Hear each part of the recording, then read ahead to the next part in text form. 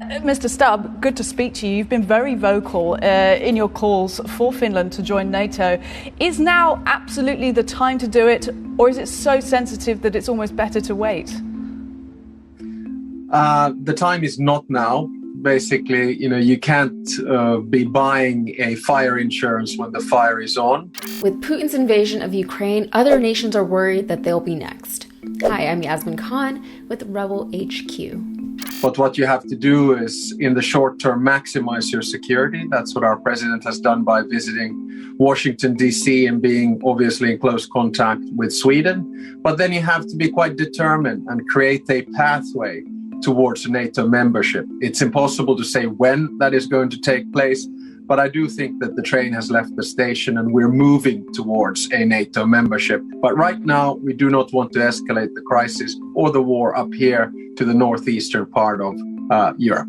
Putin has made it clear that he does not want any more nations joining NATO, especially not any near him. He's used Ukraine's flirtation with NATO as one of his primary reasons for invading the country, arguing that NATO is encroaching on Russia's safety and security.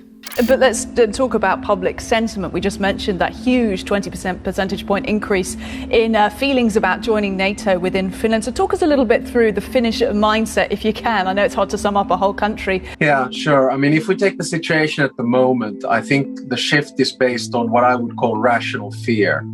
Fear of an aggressive superpower in the form of Russia. Fear of an aggressor and a military power. And this sort of sentiment that we should never be alone again, as we were basically in World War II, in the Winter War and War of Continuation, after which we were able to maintain our independence. So it's very much a rational reaction. I predict that as the war is prolonged, day by day, support for Finnish NATO membership will increase. But I think it's very important for our political leadership, and I think they're doing the exact right thing right now to maximize security in all other ways except taking the final step. We can do that later. For the first time, the Finnish people have polled favorably towards NATO membership, with over half of the population supporting the idea. The rest of the population is more or less pretty evenly split between either not wanting membership or being undecided on the matter. Either way, Finland is a country that shares an immense land border with Russia. It's lived with the threat of its neighbor for the majority of its existence. In fact, those Molotov cocktails that we see today being thrown at Russians by the Ukrainians, those were actually pioneered over 80 years ago by the Finnish, who were also repelling a Russian invasion. It's an obvious and disheartening regression to witness, an indication that nostalgia is winning amongst the imperialistic elite.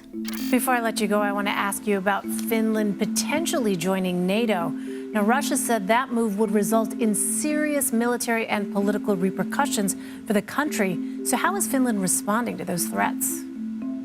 Well, they don't take well to threats. As I said, they've fought Russians before. The polling numbers in Finland are amazing. They have shifted dramatically in the past week. Now over a majority of Finns would support NATO alliance.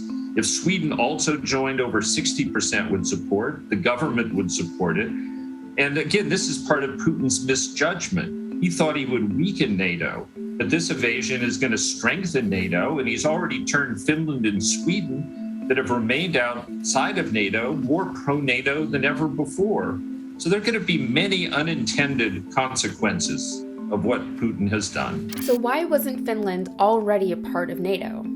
The reason goes into the very complicated history between Finland and Russia, but the part that you need to know is that Finland had the unique option after World War II to declare itself neutral. So it did.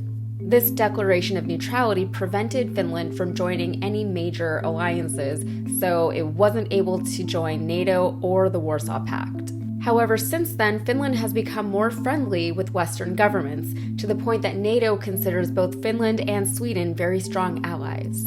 And today, Finland is a pretty progressive nation, with the nation being led by millennial women and its citizens some of the happiest in the world.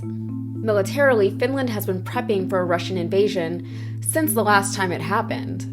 After the Cold War, Finland knew that it had to maintain its position as a buffer state between Russia and NATO, but it was also wary of the fact that Russia might break their friendship agreement. Finland has been bolstering its military for decades now, with its primary motivation being defense from Russia. The military it's built is also NATO compatible, even more so in some cases than the militaries of existing member nations. Former Finnish Prime Minister Alexander Stubb has long been an advocate for Finland joining NATO, but he says now is not the time. If Finland were to join NATO, especially now, it would not only trigger retaliation from the Kremlin, but it would also signify an ideological alliance with the West. Arguably, that alliance is already there. Finland is a democratic nation that was able to remain unoccupied by Axis forces during the war, and it was able to protect its Jewish population from Nazis while working at times with the German military.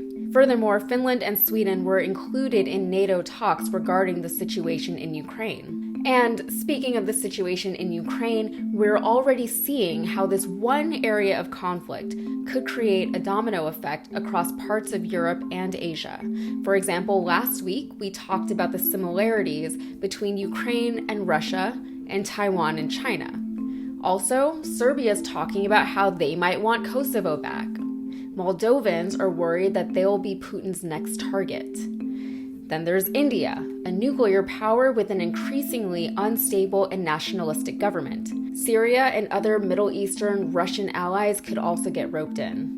In Putin's effort to weaken NATO, he succeeded in pushing non-member nations even closer to membership. However, the risk with such a large alliance like NATO is that one country's involvement essentially means a world war, which seems to be the guiding hindrance behind the Western world's hesitancy to take certain official or declarative steps against Putin. We've already seen similar situations play out throughout history, such as the assassination of Franz Ferdinand or the Arab Spring. The Middle East today has been shaped in part by leaders, groups, and nations taking preemptive action against what they perceive to be ideological threats from neighbors.